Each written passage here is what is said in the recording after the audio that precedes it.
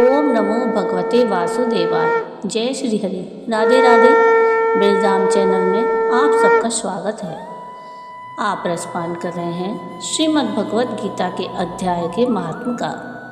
अब तक आप भगवत गीता के 12वें अध्याय तक के महात्म की कथा का रसपान कर चुके हैं। आज के इस वीडियो में हम श्रीमद् भगवत गीता के 13वें अध्याय क्षेत्रज्ञ विभाग योग का महात्म सुनेंगे। तो आइए शुरू करते हैं श्रीमद् भगवत गीता के 13वें अध्याय का महात्म। जय श्री हरि। श्री महादेव जी कहते हैं, पार्वती अब 13वें अध्याय की अगाध महिमा का वर्णन सुनो। उसको सुनने से तुम बहुत प्रसन्न हो जाओगी। दक्षिण दिशा में तुंगभद्रा नाम की एक बहुत बड़ी नदी है। उसके किनारे हरिहरपुर नामक रमणीय नगर बसा हुआ है। वहाँ हरिहर नाम से साक्षात भगवान शिव विराजमान हैं, जिनके दर्शन मात्र से परम कल्याण की प्राप्ति होती है। हरिहरपुर में हरि दीक्षित नामक एक क्षेत्रीय ब्राह्मण रहते थे, जो तपस्या और स्वाध्याय में संलग्न तथा वेदों के पारगामी विद्वान थे।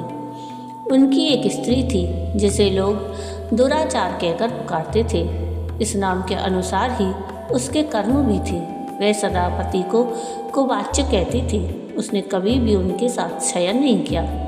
पति से संबंध रखने वाले जितने लोग घर पर आते, उन सबको डांट बताती और स्वयं काम उन्मत्त होकर निरंतर व्यभिचारियों के साथ भ्रमण किया करती थी।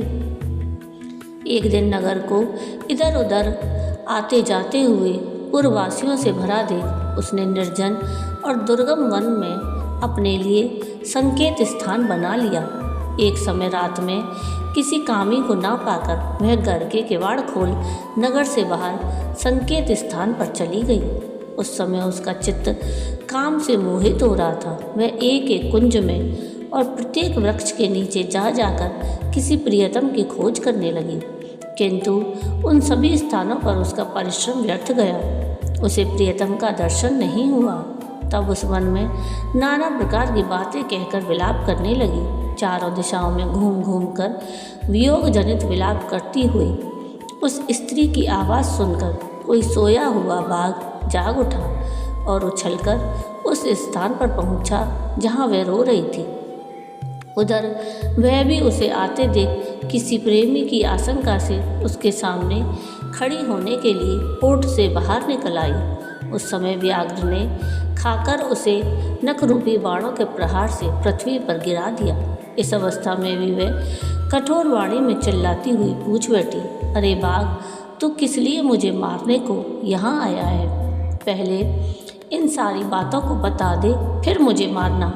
उसकी यह बात सुनकर प्रचंड पराक्रमी व्याघ्र क्षण भर के लिए उसे अपना ग्रास बनाने से रुक गया और हंसता हुआ बोला, दक्षिण देश में मलापहा नामक एक नदी है।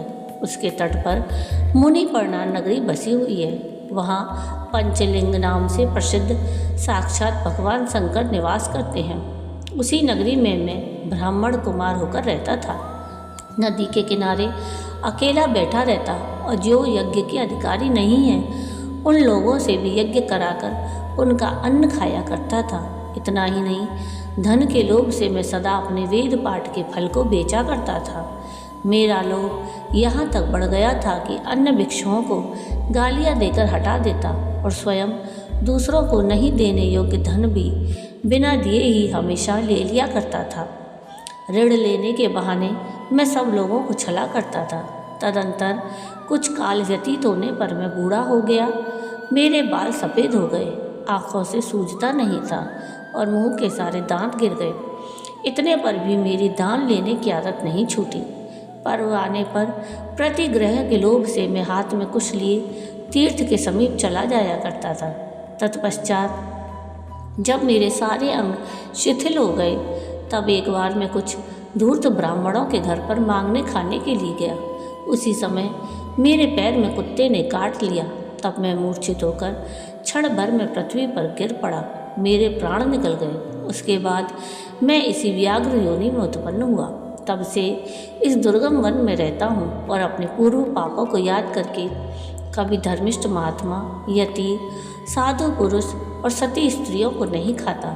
पापी, दुराचारी और कुलंटा स्त्रियों को ही मैं अपना भक्ष्य बनाता हूँ। अतः उल्टा होने के कारण तू अवश्य ही मेरा ग्रास बनेगी। यह कहकर वह अपने कठोर नखों से उसके शरीर के टुकड़े टुकड़े करके खा गया। इसके बाद यमराज के दूत उस पापिनी को संयमनीपुरी में ले गए। यहाँ यमराज की आज्ञा से उन्होंने अनेकों बार उसे विष्ठा, मूत्र और रक्त से भरे हुए भयानक कुंडों में गिराया। करोड़ों कल्पों तक उसमें रखने के बाद उसे वहाँ से ले जाकर 100 मनवंतरों तक रौरव नरक में रखा। फिर चारों ओर मुँह करके दीन भाव से रोती हुई उस पापनी को वहाँ से खींचकर दहनानन नामक नरक में गिराया। उस समय उसके केश खुले हुए थे और शरीर भयानक दिखाई देता था। इस प्रकार घोर नरक यातना भोग चुकने पर वह महापापिनी इस लोक में आकर चांडाल योनि में उत्पन्न हुई। चांडाल के घर में भी प्रतिदिन बढ़ती हुई वह पूर्व जन्म के अभ्यास से पूर्ववत पापों में प्रवृत्त रही। फिर उसे कोढ़ और राजयक्षमा का रोग हो गया। नेत्रों में पीड़ा होने लगी और फिर कुछ काल के पश्चात वह पुनः अपने निवास स्थान यानी हरिहरपुर को गई, जहाँ भगवान शिव के अंतःपुर की स्वामिनी जम्बका देवी विराजमान है। वहाँ उसने वासुदेव नामक एक पवित्र ब्राह्मण का दर्शन किया, जो निरंतर गीता के 13वें अध्याय का पाठ करता रहता था। उसके मुख से गीता का पाठ सुनते ही वह चांडाल शरीर से मुक्त हो गई और दिव्य देह धारण करके स्वर्गलोक में चली गई। इति श्रीमद्भगवद गीता 13वां अध्याय समाप्त हुआ। तो ये थी भगवद गीता के 13वें अध्याय क्षेत्र क्षेत्रज्ञ विभाग योग के महात्म की कथा।